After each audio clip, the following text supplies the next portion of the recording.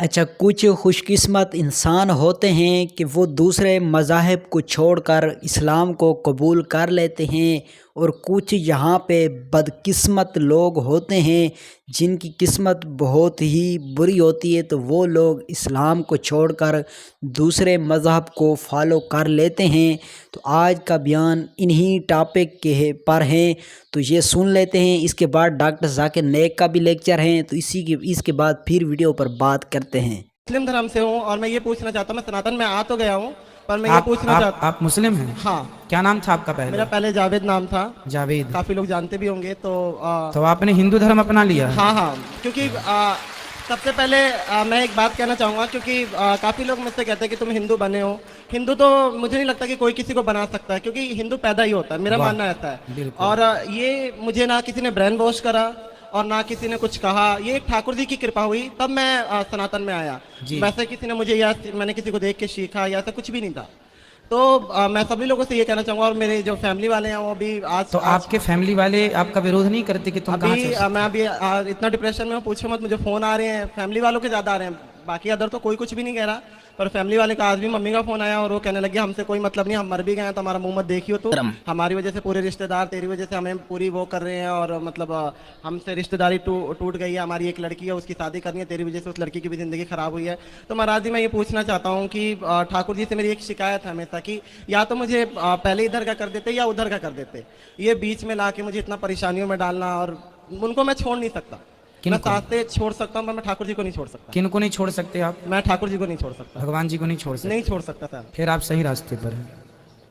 तो मैं एक चीज, मेरा एक सवाल और था कि मैं जगन्नाथ मंदिर में जा सकता हूँ क्या? कि जगन्नाथ जी के मंदिर में अब तो आपने धर्म बदल लिया है, आपने धर्म परिवर्तन कर लिया अपना। हाँ जी। वैसे देखो, धर्म परिवर्तन करने की जरूरत ही नहीं पड़ती।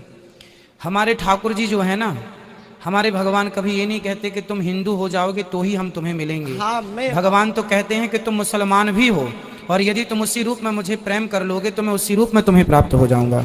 हमारे भगवान कभी नहीं कहते कि तुम धर्म बदलो। नहीं, रस खान जी को उसी रूप में, उसी लिबास में प्राप्त हुए थे भगवान। जब उनकी कृपा हुई तो मैं सब कुछ खाया करता था, पर जैसे उन्होंने कृपा करना स्टार्ट करा तो अपने आप ही छूटने लग गया। सब चीज़ों को देखकर वो मन वॉमिटिंग थी आनी, ये अपने आप होने लग गया। तो ये मुझे नहीं लगता कि मैं छोड़ सकता था या वो करता। आज का टाइम है कि कोई आमलेट भी बनाता है घर के पास में तो उससे भी मुझे बहुत दिक्कत होती है, ऐसा लगता है जैसे वॉमिटिंग हो जाएगी। तो ठाकुर जी की कृपा ही है। तो आपको ये भक्ति का रोग कब से लगा? मैं बहुत छोटा था। मेरी जो परवरिश हुई है वो मेरी नानी के घर पे हुई है। अच्छा। तो नानी के जाने के बाद मामा मामी दिल्ली लेकर आया, उन्होंने मुझे 11 साल की एज में काम पे लगा दिया। तो मुझे तो काम वाम का पता नहीं था, मैं वहाँ बैठा रोता था। तो मेरे ख्याल 2012 एक साल बीत गया, समय ऐसा बीत जाता और पता भी नहीं लगता और आदत पड़ जाती है उस चीज़ को झेलने की। तो वहाँ पे एक पन्नी आया करती थी, मतलब जैसे हम लोग या आटा चावल वगैरह पैक करते हैं ना, तो वो पन्नी आया करती थी। तो उसमें कृष्णा पन्नी के नाम से आया करती थी और उसमें छोटी सी कृष्ण जी की छवि छपी हुई थी। उन्होंने हाथ में मुरली रखी, मुझे पता नहीं था उस टाइम पे कृष्ण क्या है और मुझे बिल्कुल भी इस चीज़ का अंदाजा नहीं था। तो मुझे बार बार ऐसा लगता ना कि कुछ टाइम बाद कि वो मुझे देख रहे हैं, वो कभी इशारे कर रहे हैं। तो मैं आंटी को बोलूँगा, आंटी ये देखना, ये जो फोटो बनी मेरे को देखता है और कभी कभी इशारे करता है। तो आंटी कह रही, तो मतलब आंटी को लगता था कि बच्चा है। इसके बाद डॉक्टर ज़ाकिर नाइक का बयान है, तो वो भी आप सुन के जाएं। या वैसी पागलपंती वाली बात है, ऐसा कुछ भी नहीं होता। वो मुझे बार बार कहती, मैंने कहा आंटी आप जाओगे फिर ये ऐसी होगा। और मैं कई बार दोपहर की रोटी खाता था तो मुझे ऐसा लगता है जैसे मुझसे कह रहे कि मुझे भी भूख लगी, मेरे को भी दे। तो मैं आधी रोटी निकाल कर और सब्जी देता था और भगवान जाने वो कहाँ जाता था मेरे को बिल्कुल नहीं पता। और फिर उसके बाद से इतना उससे प्रेम हो गया कि मैं उस चित को उखाड़ कर अपने साथ लेकर आया, डेली ले आता। फिर उसके बाद से जो मेरे मामा मोमा थे उनसे वो लोग मुझे मारने पीटने लग गए कि तू ये क्या कर रहा है, ये है वो है, जो भी हो। और उसके बाद से फिर मैं 13 साल का जब हुआ था मैंने घर को छोड़ दिया, क्योंकि उस टाइम में पता ही नहीं लगता था। और मैं खुद कई बार सोचता हूँ तो भाई 13 साल की एज बहुत कम होती है, मैंने कैसे वो करा, वो समय ठाकुर जी तो पता नहीं लगा। तो मुझे लगता है कि ठाकुर जी की कृपा है और ये वहीं से हुई है। किसी ने ना मुझे सिखाया, ना मैं जिस फैमिली में काम करता था वहाँ भी ऐसे नहीं कह सकते कि वहाँ पे बहुत ज़्यादा भक्ति थी, वहाँ पे नॉर्मल भक्ति थी। तो ऐसा कुछ भी नहीं है। तो ये मुझे कई लोगों की शिकायत है कि मुझे मेरा ब्रेन वॉश किया गया है या वैसा किया, तो ऐसा कुछ भी नहीं। किसी सनातन ने, किसी ने भी मेरा ब्रेन वॉश नहीं करा, मैं अपनी मर्जी से आया हूँ। और मुझे उसमें भी कोई दिक्कत नहीं थी कि मैं दोनों को लेके चला था, पर लोगों ने मुझे इतना परेशान कर दिया तो मैंने वो धोबी का कुत्ता घर का ना घाट का, वो वाली सिस्टम हो गया। तो मैंने कहा फिर सनातन में आ जाऊँगा, क्योंकि मैं कान्हा जी को नहीं छोड़ सकता। तो अभी कहाँ रहते हैं आप? अभी मैं दिल्ली में रहता हूँ और ठाकुर जी की थोड़ी दया हुई तो ब्रजवास कर लूँगा बहुत जल्द। और आपका आशीर्वाद रहा तो गुरुजी। बिल्कुल ठीक है। सनातन धर्म में और मुस्लिम धर्म में क्या अंतर लगा आपको? आप तो मुसलमान में जन्म लिए हैं और सनातन को फॉलो कर रहे हैं, ये बताइए दोनों में क्या अंतर? ये लोग लड़ते क्यों हैं धर्म को लेके? मुझे तो ये पता नहीं, क्योंकि मैंने इतनी उन चीज़ों में पढ़ाई नहीं कर रखी। सनातन मुझे ऐसा लगा कि सनातन एक शांत धर्म है, जहाँ मन को शांति मिलती है और किसी के लिए मतलब किसी जानवर को काटना पीटना नहीं होता। तो सनातन इसलिए भी बहुत ही अच्छा है क्योंकि हम किसी का जान लेकर अपना त्यौहार वगैरह नहीं मनाते। जी, जैसे कि होली होगी, दिवाली होगी, तो कभी भी ऐसा नहीं होता कि किसी हमारे यहाँ दीपक जला करके त्योहार दीपक मनाते हैं। जलाकर और मिठाइयों के साथ। तो ये बहुत अच्छा है और अच्छा लगा सनातन बहुत। और अभी मैं सनातन में ही हूँ, तो मैं अपने आप को सनातन ही मानता हूँ। बिल्कुल, आप पूर्ण सनातनी हैं। इस धरती पे प्रत्येक जीव सनातनी ही है मेरे भाई। रास्ता भटक गए हैं लोग, बस ये समझो, रास्ता भटक गए हैं लोग। उनका सवाल है कि सनातन धर्म और इस्लाम में क्या यकसानियत है, वो जानना चाहते हैं। हिंदू मजहब की सबसे अहम किताब है वेदा। दयानंद सरस्वती ने सनातन धर्म को और आम किया, और वो सही कहते हैं कि हमें मानना चाहिए वेद। वेद सबसे ऊंची किताब है। स्मृति और श्रुति। श्रुति मतलब जो भगवान की तरफ से, स्मृति मतलब जो इंसानों ने लिखी है। श्रुति में आता है वेद और उपनिषद। तो सनातन धर्म के मुताबिक और इस्लाम के मुताबिक भी आप देखेंगे दोनों में खुदा के बारे में, ईश्वर के बारे में, अल्लाह के बारे में जो लिखा है वो यकसा है। आप जब पढ़ेंगे छंदोग्य उपनिषद, डॉक्टर साहब बहुत ही अच्छे अंदाज के साथ बयान फरमा रहे हैं, तो डॉक्टर साहब के इल्म से आप भी भरपूर फ़ायदा उठाएं, तो इस वीडियो को पूरा देखें। चैप्टर नंबर 6 सेक्शन नंबर 2 श्लोक नंबर 1 में लिखा हुआ है संस्कृत में, एकम एविदित्यम, खुदा एक है, भगवान एक है, दूसरा नहीं है। लिखा है स्वतः उपनिषद में चैप्टर नंबर 6 श्लोक नंबर 9 में, नाचस्य कसिज जनिता न चदीपा, कि उस ईश्वर का कोई रब नहीं, उस ईश्वर के कोई वालिदैन नहीं, उससे ऊंचा कोई नहीं, और उसका कोई वालिदैन है, कोई वालदा है। लिखा है श्वेता उपनिषद में चैप्टर नंबर 4 वर्स नंबर 19 में, न तस्य प्रतिमा अस्ति, उस ईश्वर की कोई प्रतिमा नहीं। प्रतिमा संस्कृत लफ्ज है जिसके मानी अक्स, picture, painting, photograph, idol, statue, sculpture. तो लिखा है उस ईश्वर, उस भगवान की कोई प्रतिमा नहीं, कोई अक्स नहीं, कोई पिक्चर नहीं, कोई पेंटिंग नहीं, कोई पोर्ट्रेट नहीं, कोई आइडल नहीं, कोई स्कल्पचर नहीं, कोई स्टैच्यू नहीं। आगे जब आप पढ़ते हैं ये सारी चीजें कुरान में भी लिखी, मैं उसके ऊपर आऊंगा। ये है ईश्वर के बारे में जो लिखा गया है।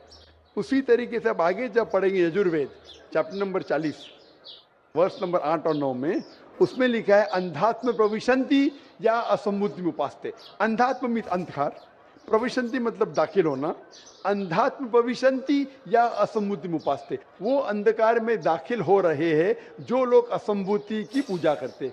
असम्भूति मतलब नेचुरल थिंग्स लाइक हवा, पानी, आग, जो नेचुरल थिंग की पूजा करते हैं जैसे हवा, पानी, आग, वो अंधकार में दाखिल हो रहे। और वो श्लोक का कंटिन्यू होता है, वो लोग और घोर अंधकार में दाखिल हो रहे जो संभूति की पूजा करते। संभूति मतलब इंसान की बनाई हुई चीजें, टेबल, चेयर, आइडल, मूर्ति, इसकी पूजा करेंगे तो और घोर अंधकार में दाखिल होंगे।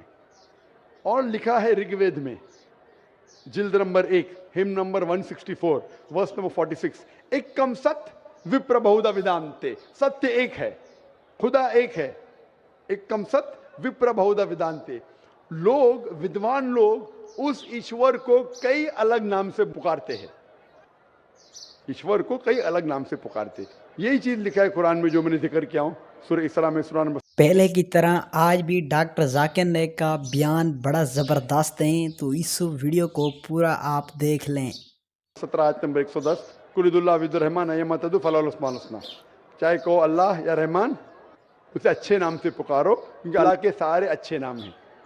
लेकिन ऐसी कई मिसाल दी गई। ऋग्वेद आप पढ़ेंगे, ऋग्वेद जिल्द नंबर 2 चैप्टर नंबर 1 श्लोक नंबर 3 में पढ़ेंगे, उसमें एक एट्रीब्यूट दिया गया है ब्रह्मा।